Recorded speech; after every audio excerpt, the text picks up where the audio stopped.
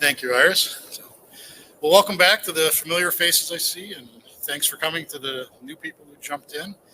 I was going to say we have a good crowd in the front. That's good. I've been trying to encourage everybody to move to the front. I just got notice on my app that I got upgraded to Comfort Plus on Delta, and I've been trying to say the seats with the tables are kind of like getting upgraded to Comfort Plus on the airplane. So I encourage you to move forward, and those are the good seats here. But welcome. Been the moderator in the room all day, but I'm also the next speaker. I'm a consultant to the medtech industry in the areas of quality and regulatory. I've been in the industry for 33 years now. Just always kills me to say those numbers, partly because that's not when my career started. There was another 7 years before that in another industry. And most of that time have been in medtech quality from there. So we're going to talk about risk management today. You get two Steves for the price of one in this talk. There's myself, and then Steve Fodem will also be up speaking after I get through the initial slides. Steve is with Boston Scientific, where he's a clinical project manager. I'm a quality, kind of specialist and can talk about risk management in general and how it applies in the clinical world. Steve gets to live that every day. So I think it'll be a good combination of learning for everybody. All right, so I don't steal my time. I'm setting a timer for myself here. All right. So the things we're going to cover today. I always like to start with the basics, right? We talk about risk, we talk about risk management, and often I find that people have their own ideas of what that means. So I want to get a foundation here, make sure we are all thinking about these three terms the same way, because they don't all mean the same thing, but they play well together. We'll talk about, I'm pretty sure everybody here is familiar with the clinical trials process, but I'm going to use that as a foundation and just again go over what's the purpose of the 4 stages, and then tie that back into the regulatory requirements related to risk and those clinical trials. And then Steve will come up and he'll start talking about then applying risk management, risk-based thinking to the clinical trials themselves, and then of course we'll leave time at the end for some Q&A. So let's start with that really foundational stuff and make sure we're all on the same page, right? First, there's risk. And this is a med device track, so we're going to talk about it from the med device perspective, where ISO 14971 is the standard that we apply for risk in medical devices. But risk is made of 2 components. It's always focused on the harm, and it's about the probability that harm will occur, and the severity, or how bad will that harm be if it were to occur. It's just those 2 pieces. Will harm occur, and how bad will it be if it does? That's the medical device definition for risk. I'll talk a little bit more about this. Notice it's focused on the harm, not on the hazard. I always use an example. I teach at a local college in Minneapolis as well, and I always explain to my students, a hazard is something like electricity. We are surrounded by it right now. So if we focused on the probability of the hazard, it would be 100%, which wouldn't be very accurate, right? You've got lights, you've got power cords, we've got audio equipment with electricity running through it. Anybody being harmed at the moment? No, I think we're good, right? But there's a possibility of harm when electricity is involved. If you decide to get up and stick your finger in a socket, that's called the hazardous situation, which could now lead to harms of different types. I'll talk about that a little bit more in a second. Oops, that was the wrong button. All right. Then there's this risk-based approach concept. Okay? Risk-based approach is the thinking. It's sometimes just referred to as risk-based thinking. It's the more informal version of risk, and it's process-focused. As we're going to perform activities, we're going to follow a process. We need to be thinking about what could go wrong there, what could cause harm by following a process in a certain way.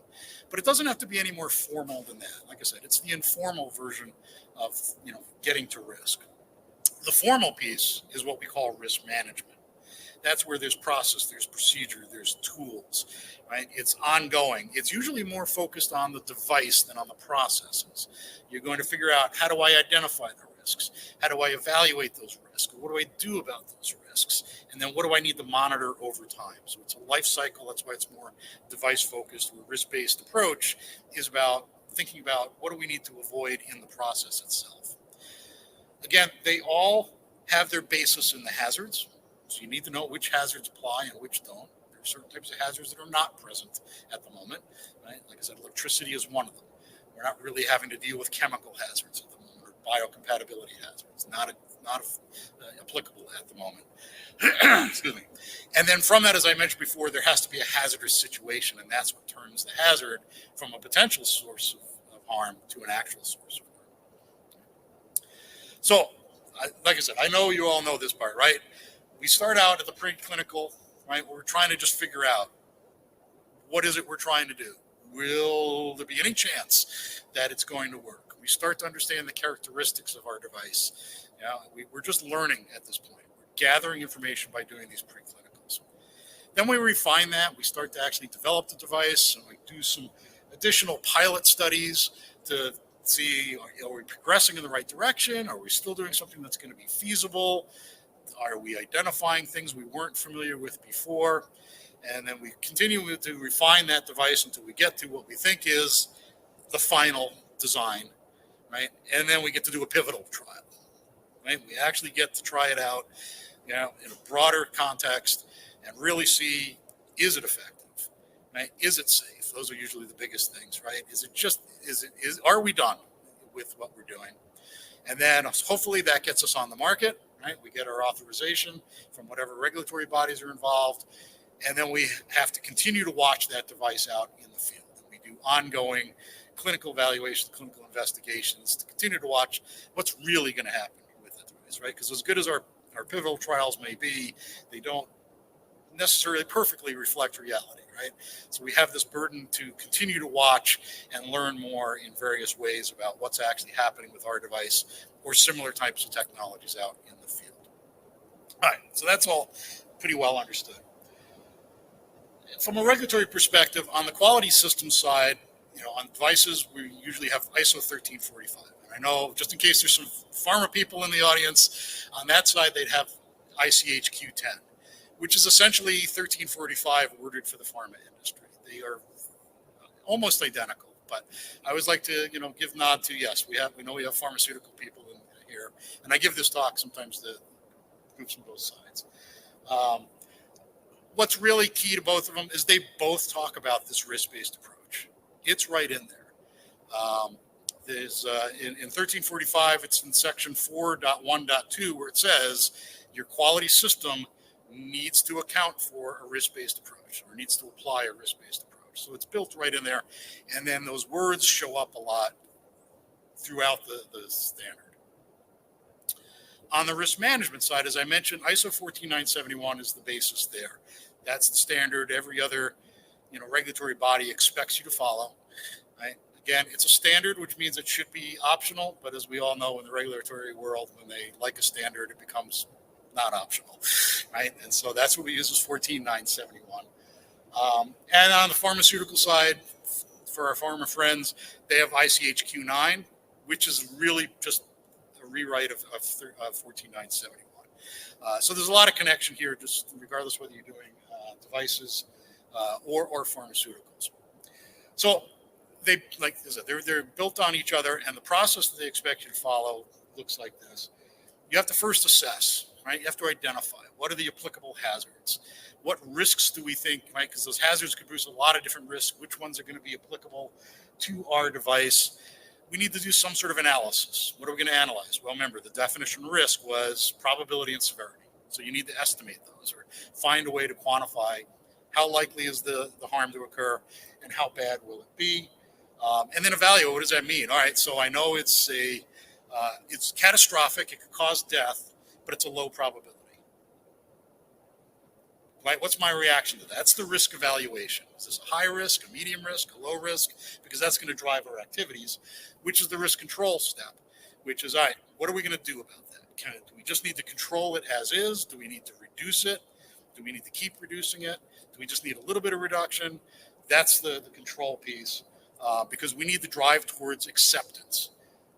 And ultimately, you're going to put this all together. You're going to make those efforts. You're going to put those controls in place. You're going to reevaluate where you're at. Did you reduce the risk? And are you at a point where you can now consider it acceptable? And acceptability is based on whatever risk is still remaining, because often you can't eliminate risk. Most often you can't eliminate the risks. So how does that compare to the benefits of your device? That's what acceptance is all about. And then similar to what I just talked about before, you get on the market now and you're not done, right? All of this was based on estimation. You get out in the market and now you start getting real world data. You find out actually what's going on with the device. Are your estimates of probability correct? Are there any harms that you missed? Any hazards you didn't account for? Did you really understand the severity of those? So that's what you're going to do in the ongoing follow up on all of this.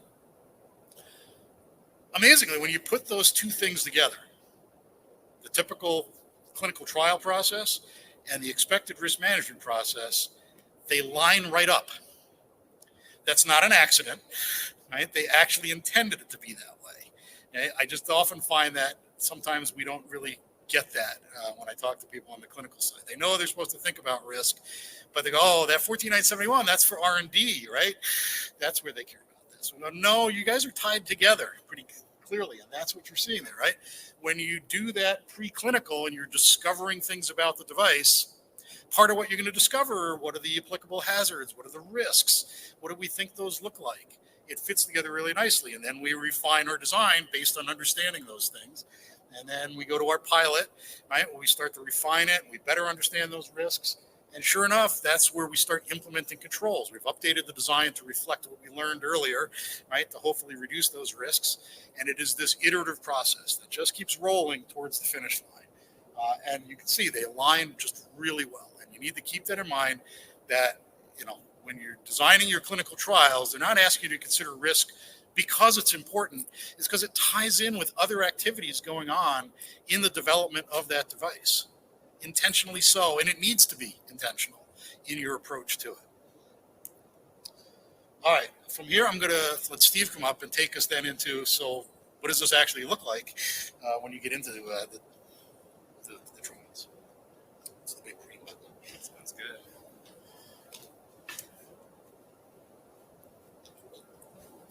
All right, so thank you, Steve, for the introduction.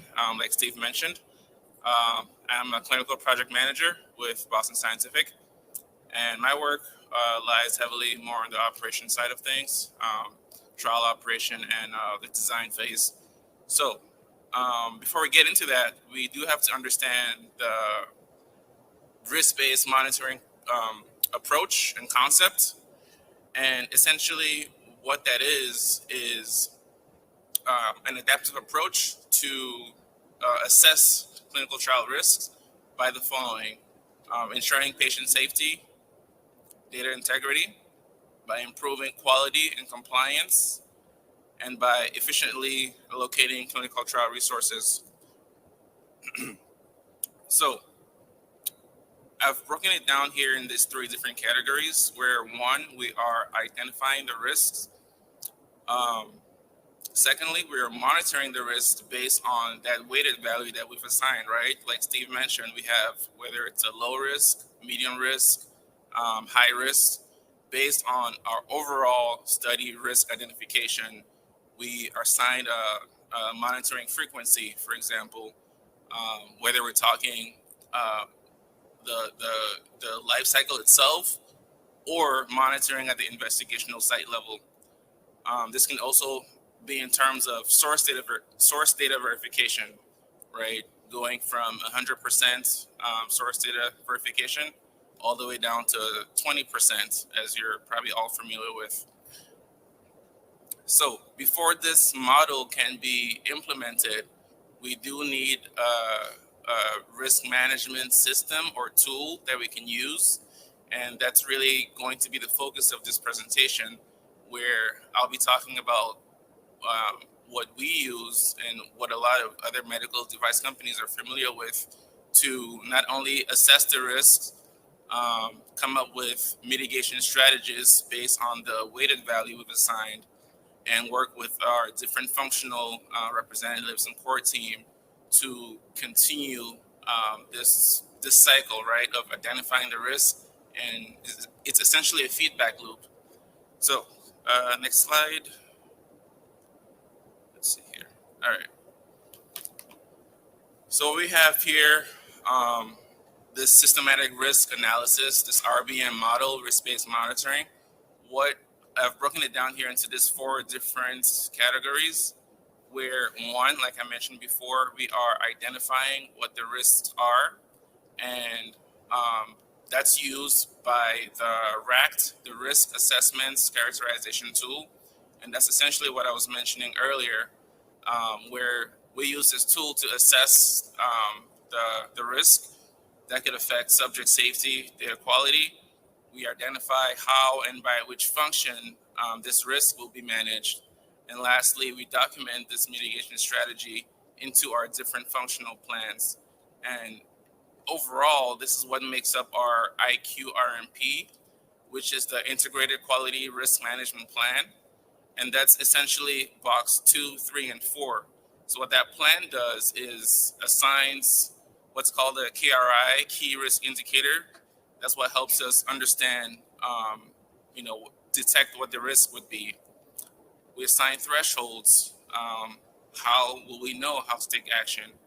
And lastly, we have a planned action which we will take if those thresholds are being met. So an example of that could be enrollment, right? So as we're developing our IQRP, we may have a KRI as enrollments. The threshold could be a month, right? So if there's no enrollments within a month at any particular site, then we know that's our point there to take an action. And depending on the level of risk, will help us determine the type of action that we take, whether it's an in-person, right, a monitoring visit, whether it's an email to the investigational site, whether it's a phone call. So it just all depends on the level of risk.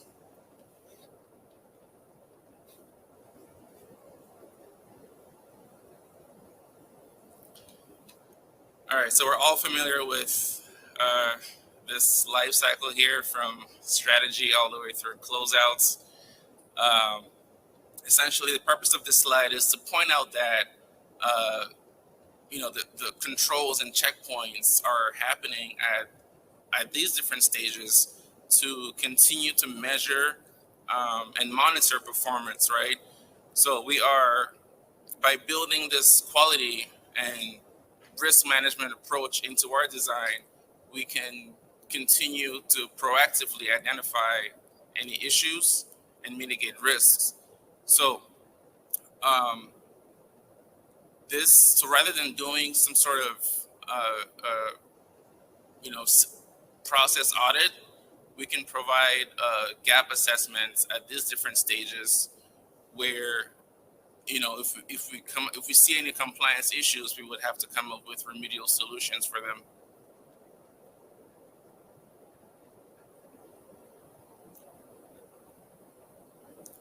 And similarly, of course, before you can assess your risk and come up with mitigation strategies, you need to understand what activities are taking place at these different stages. Again, I'm sure you guys are very familiar with this. From strategy, you're designing your study, from planning, study documentations, vendor, publication plan, things like that. In the preparation phase, you're going through your operational plans, database and systems developments, regulatory approval, right? Enrollment phase, of course, you have enrollments, data management, monitoring, safety, and closeout phase, data cleaning, analysis, study report, right? So just listing a few items there.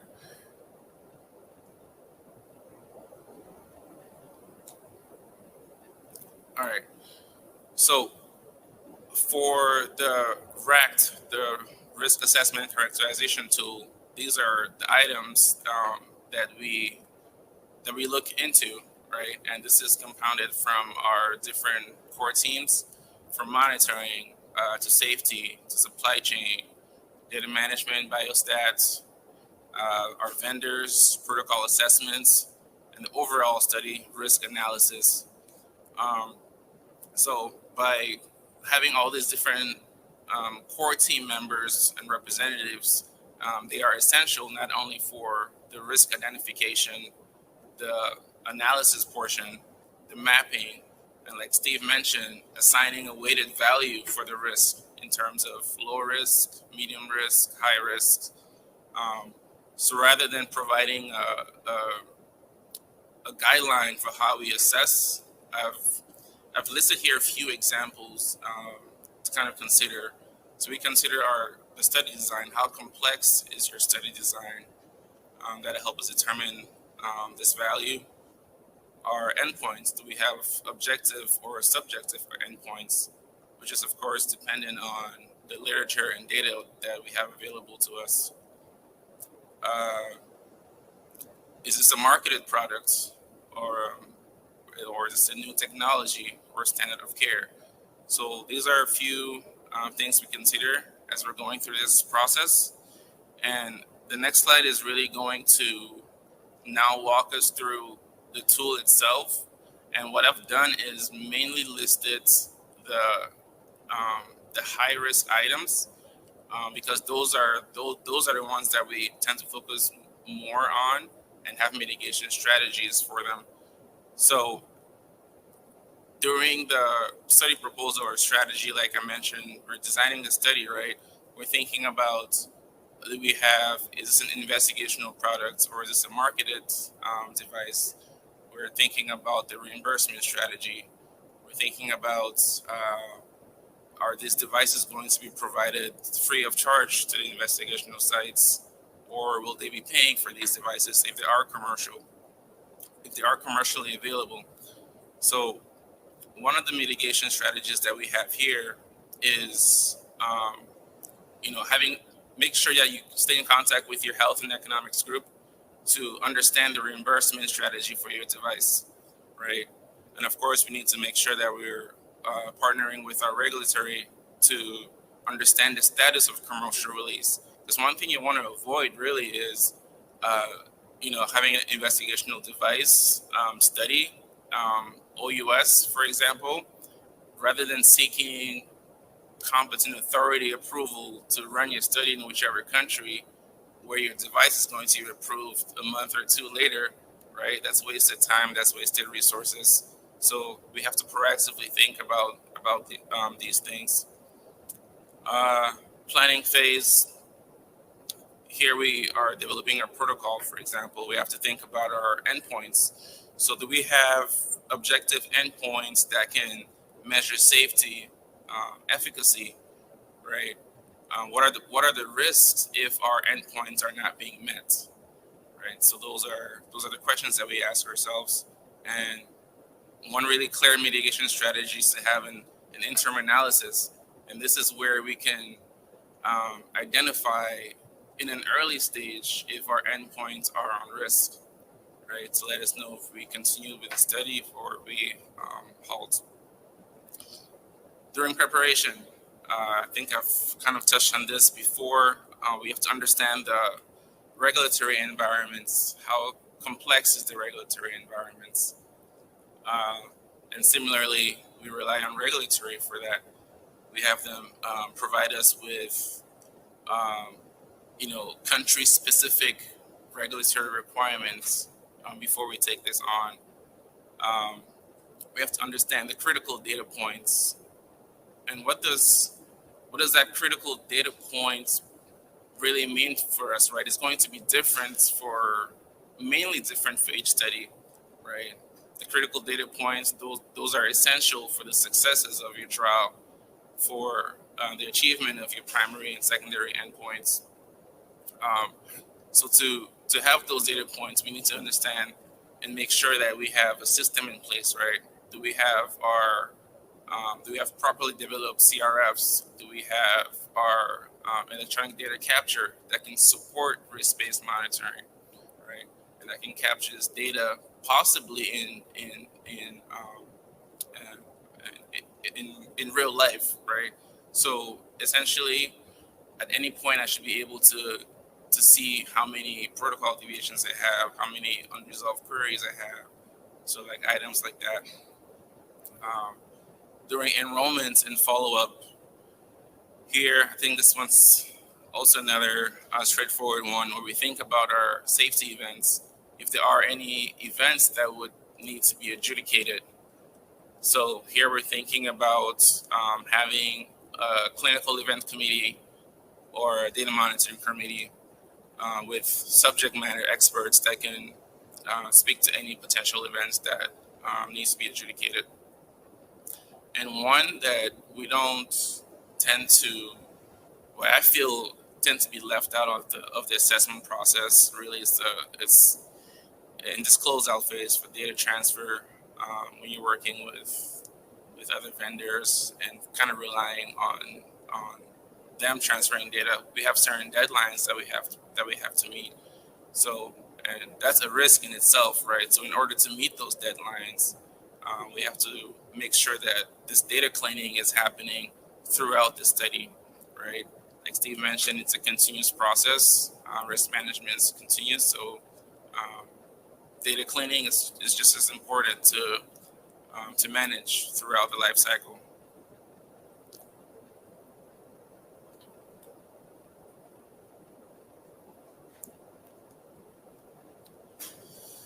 And just kind of tie it all together here, key takeaways, like Steve mentioned, risk-based approach is focused on considering risk throughout the entire life cycle.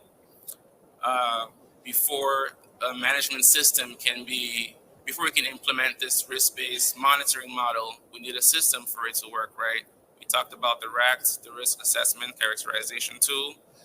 It's going to be used for assessments, for controlling, for monitoring. And then by building this system into our trial design, we are proactively identifying any issues that may happen, and we are mitigating those risks, right? We have to assess processes that are best fit for risk-based monitoring. So like I mentioned, having our electronic data capture that can support that model. Let's see, we have identified what activities and data are critical to quality. So identifying what critical data means for your study, and also how to implement those critical data in your CRF developments. Lastly, creating those plans, right? Those functional plans that would tie all this together, your monitoring plan, your IQRMP, which is really a concept, right? Compiled of all those other functional plans. And yeah, that's about it. Yes. Sure, of course. Let's go back. The other connective tissue here between these items, again, as you listen to what Steve talked about, right? He talked about, well, you got to think about which processes apply and what levels of risk or what things are we going to concern ourselves with. That's the risk-based approach piece, right? Then you narrow that down and go, oh, well, here's where we need to apply a tool, the RACT, and that's risk management. So when I talked about these things work together, but they are different, you can see it playing out in the things that Steve talked about. Of course, you start with the more holistic view, risk-based approach, risk-based thinking, and then you narrow that down to where do I need to get formal about that and apply a tool like the RACT. So I just wanted to point out that connection between those things. So it's not like, am I going to do risk-based approach or am I going to do risk management? You're going to do both, but you're going to apply them in different ways at different times. So, anything else you wanted to say on that? No, that was pretty much it. So essentially, just to kind of give a breakdown of where these guidances come from in this risk-based monitoring approach, there are multiple guidances out there from ICH to EMA. FDA has a guidance on this as well. EMA stands for the European Medicines Agency. So just to kind of list a few guidances to refer to. That, we're open to questions. Little clinical humor.